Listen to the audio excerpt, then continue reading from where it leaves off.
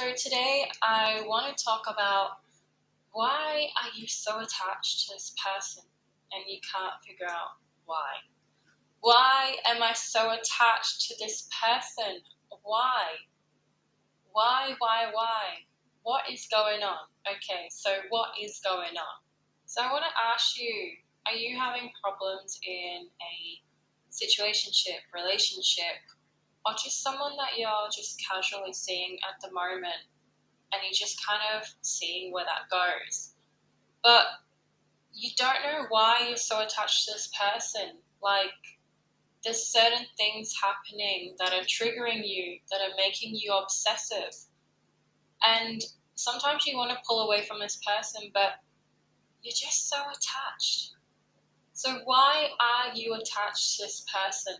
I want you to ask yourself, if you are having this issue right now, contemplating, why am I so attached to this person? What is wrong with me? Why am I so attached? Why am I getting a bit obsessive? What is going on? I want you to ask yourself that question.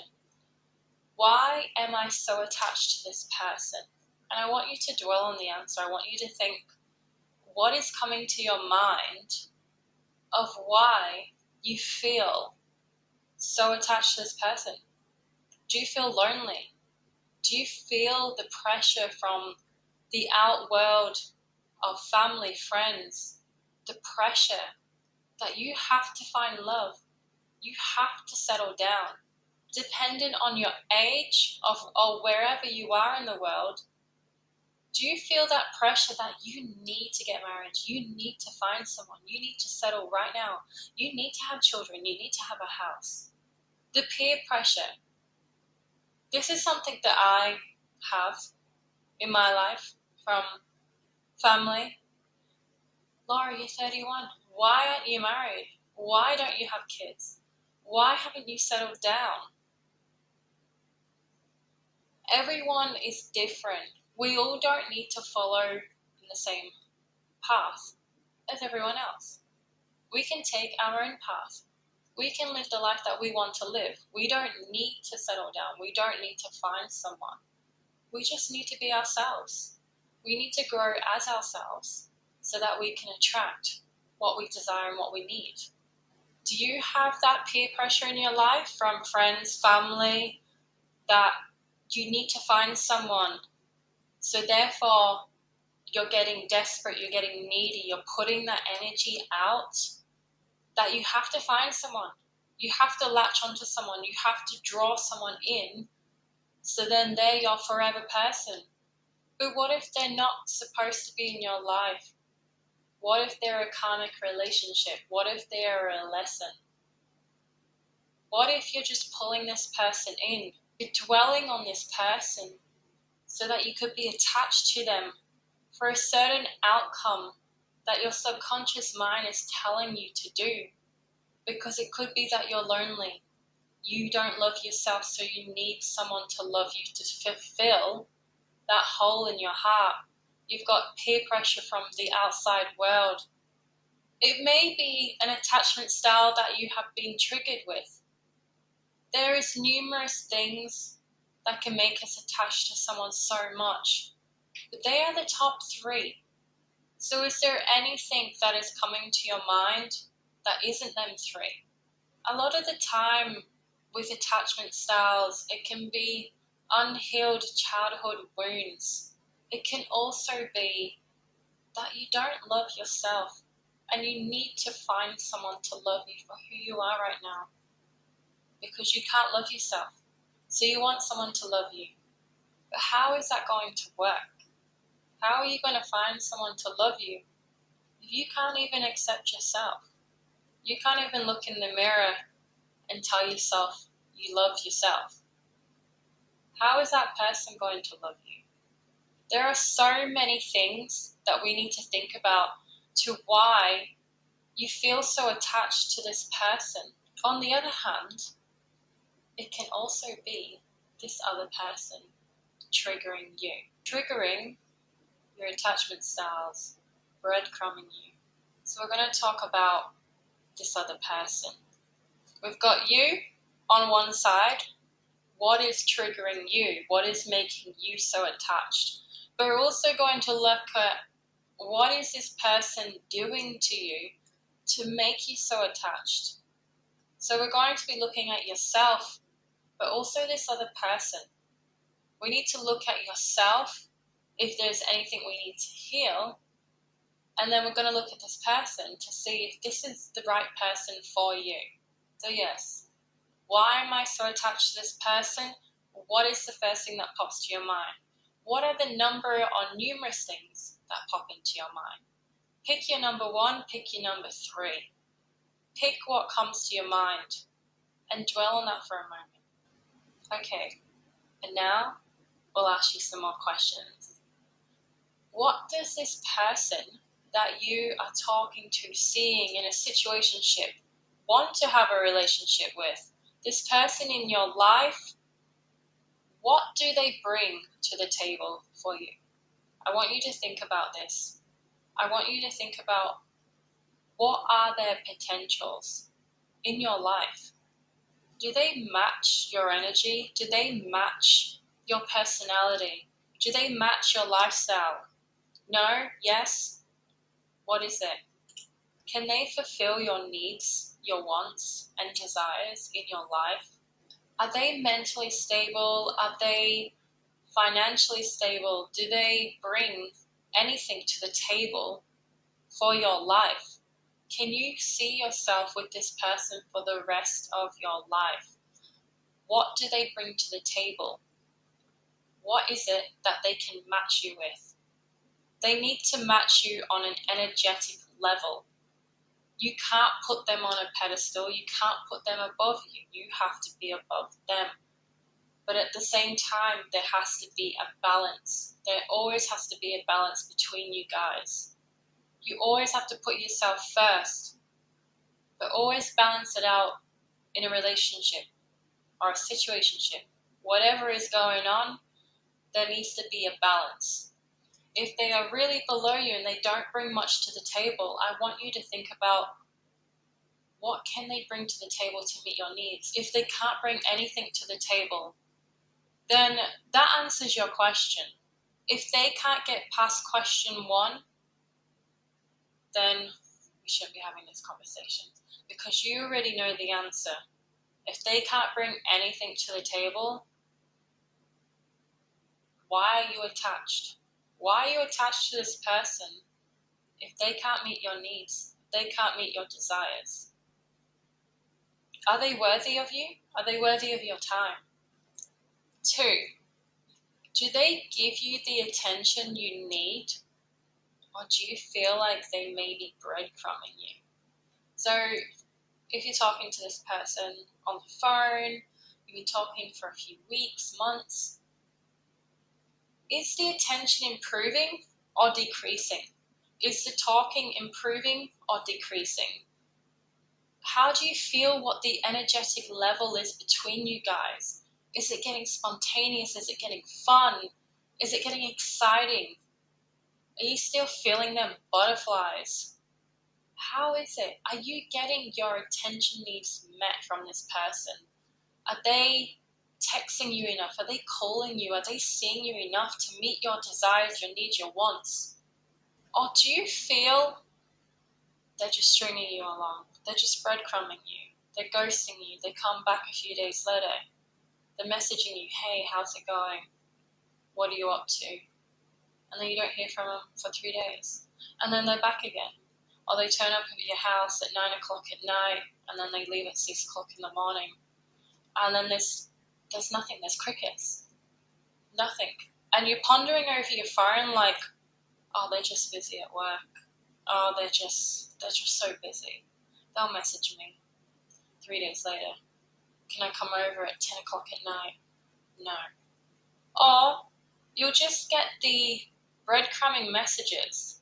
You'll get the, oh, you're not worth my time, but I'll just message you anyway because I'm bored. Are they breadcrumbing you? Are they stringing you along? I want you to think about, again, are they meeting your energetic level? Is this the attention that you accept? Or are they wasting your time? Number 3, have they triggered anything inside of you? Have they triggered any attachment styles? Have they triggered something unhealed in you that is resurfaced right now? A lot of the time when we're talking to someone, seeing someone, and you feel so attached to them, is because they're doing one of these 5 things that I'm going through with you right now. You're either getting led on, you're either getting breadcrumbed, you don't have or haven't healed any child abandonment wounds, any child neglect, you're dealing with an avoidant. They're triggering something in you, they're triggering your child abandonment wounds that you haven't healed. You may not know how to heal them, or you've tried to heal them, but it's still taking time. Or you think you're fully healed, but then it triggers you. There is something here that is triggering you. There is something here making you more attached. Of course, it's going to be a lot of yourself, but it's also going to be this person. I come across all these answers to myself. I come across all of these questions when I was sat pondering about a person that I've never been so attached to before. With past relationships with past men, I've never felt myself so attached so fast until this one particular person come into my life. And I couldn't pinpoint exactly why I felt so attached. Because 1, did they bring anything to the table for me? No. I asked that same question to myself. Laura, what can they bring to the table to meet your energetic levels? What can they bring to the table to match your lifestyle, match your personality, match you? Nothing. Absolutely nothing. Why do I say that? Yeah, there's probably 1, 2, 3 things, but that's not enough. That's not enough. I put this person on a pedestal and I dropped my self-respect and my self-worth because this person made me question myself. They made me question my self-love, my self-respect, my self-worth, because I didn't feel worthy of this person. And it triggered me to think, hang on a minute, what is going on here? I've not felt like this in a really long time. What are they doing to me to make me feel this way? So I come up with these questions to ask myself, what is going on here? How can I flip this? How can I flip the table? How can I go back to who I actually was, take this person off the pedestal and place myself there because that is where I belong? And these are the questions that I went through to tell my mind and tell my heart, no, I cannot do this to myself. I cannot put this person on a pedestal. I cannot lower my standards. I cannot devalue myself and believe I am unworthy for this person because they are breadcrumbing me. They are leading me on. They have triggered a child abandonment wound that I thought I healed. But no, this was a karmic relationship that I needed to go through. This was a lesson for me to go through. Because in reality, I didn't heal that child abandonment wound. I thought I did. But no, it resurfaced. I got attached to this person because I had a hurt ego. And I didn't want this person to just think I'm unworthy. I wanted to feel worthy for this person to like me. But the more and more I tried, the more and more you push them away. The more and more you chase, the more and more you won't win the prize. So going back to the triggering attachment style question, do you feel like this has triggered neglect, abandonment from your childhood, from your parents, from a guardian, from friends, anything that happened in the past? We have attachment styles Is this triggering something from your past? Number 4, do you feel confused or unsure of their feelings for you? This is kind of a big question that is kind of a slap in the face kind of question. Do they make you confused? Yes or no? Do you feel they are unsure of you? Yes or no? You have to feel what comes to your mind. You have to feel your intuition and believe it. Do you feel confused? Yes. There is your answer. No? Okay, that's great. You don't feel confused, but do you know how they feel about you? Yes. Okay, great. I hope it's good. No, that is something for you to work on, to find out. Obviously, if you want to, ask it direct, depending on how long you've been seeing each other. If not, number 5. This one's kind of another slap in the face question, kind of a very direct question you have to ask yourself. Because with this question, the answer will pop up. The answer will be there. What does your gut tell you? What do you feel of this person? Energy doesn't lie. Your gut feeling does not lie. If you feel that this person is not for you, then they're not for you. If you feel something is dodgy, I guarantee there's something dodgy. There's something there. Do you feel or see any red flags? What is your boundaries with this person? This man, this woman? Do you have a strike system of red flags? You see 3 red flags, you're gone. Do you see 1 red flag, you're gone. What sort of boundaries do you have for yourself? What sort of self-respect do you have? With all of these questions, I want you to dive deep into them, because a lot of the time it is triggering an attachment style, a child abandonment wound that you hold from either your mom or your dad or your guardian or your friends, anything that has happened in your childhood. This is triggering you. This person may be breadcrumbing you, and because you don't feel such self-love, self-worth, you want this person to love you. You want to feel that person in your life. You don't want to be lonely. You need to find someone, the peer pressure. You just want to be happy. You want to feel loved. You think finding this person will fulfill your life. I always thought the same. But now I will place myself on that pedestal because I come first. Whoever comes into my life and leaves, they are no loss in your life. People will come and go, and every video that I make, everyone has an expiry date. When you buy that bread, you have that expiry date on the sticker. That's exactly the same with people.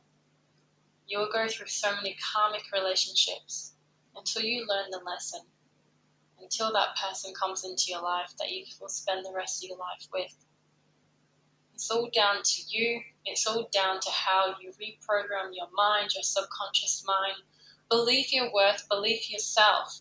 Put yourself first. Find the love within yourself so that you can attract that person.